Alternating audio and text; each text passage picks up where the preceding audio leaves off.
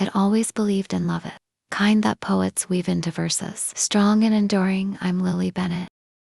And for years, I poured that belief into my relationship with Nathan Carter. He came from a wealthy family, polished and magnetic, while I grew up in a small house with my aunt, surrounded by simplicity. His world of privilege sometimes daunted me, but Nathan's early tenderness eased my fears. In private, aged, hold me close, promising I was enough. Yet as time passed, cracks appeared. His teasing about my roots sharpened, his gaze drifting to the sleek, elegant women of his elite circle. I ignored the unease, clinging to love's promise, blinding myself to the truth. Fancy dinners and weekend getaways, his growing night texts he brushed off, his work affection that flickered out like a dying bulb.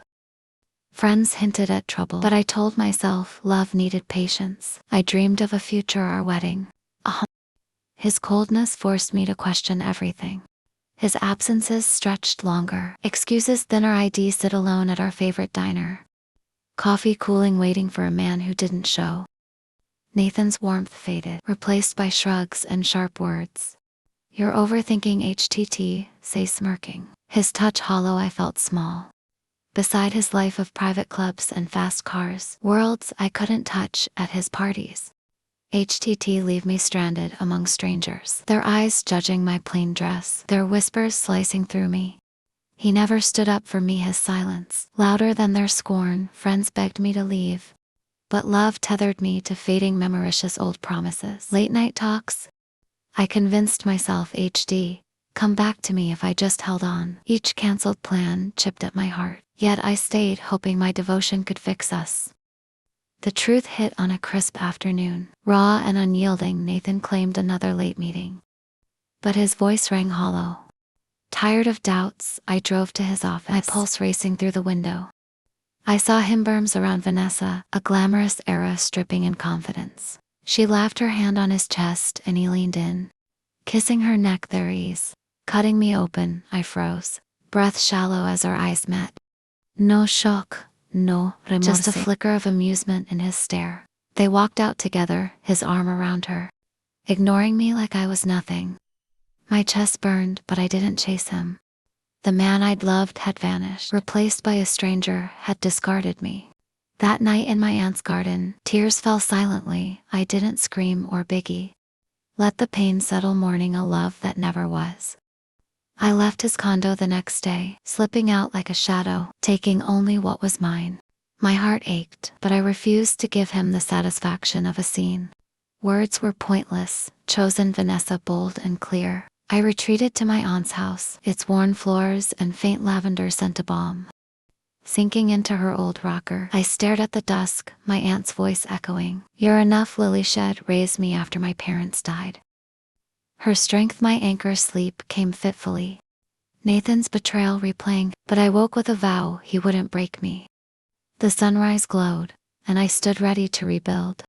Healing came slowly, rooted in that modest home.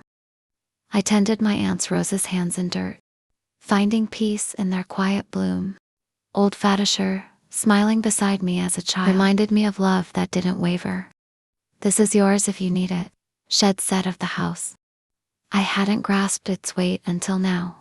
Nathan's memory lingered, but I pushed it aside, focusing on the life ahead. I'd given him everything, now I'd take it back for myself. Then came the call, soft, heavy. My aunt had passed in her sleep, her absence a fresh wound. Shed been my rock, and losing her hollowed me. At the lawyer's office, I braced for routine news, but his words stunned me. Shed left me everything. Her house savings and vast land. Across town, my quiet, unassuming aunt had built a fortune. Hidden in plain sight, papers piled up, deeds to acres, properties he'd never known. Grief mingled with awe as I clutched them, her love stretching beyond the grave. I swore to honor her, not squander this gift. Standing on that land, city lights shimmering, I saw its scope, untapped, immense. Overwhelmed at first, I dove in, learning, meeting advisors, mapping her legacy.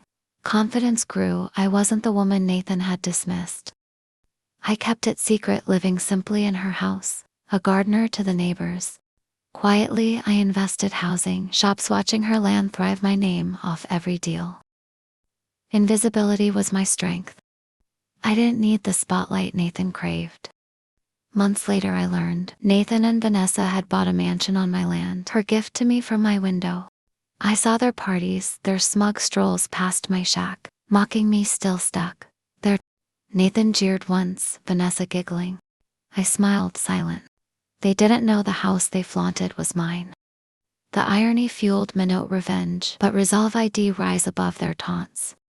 Building a legacy they'd never touch, rooted in a love they couldn't break.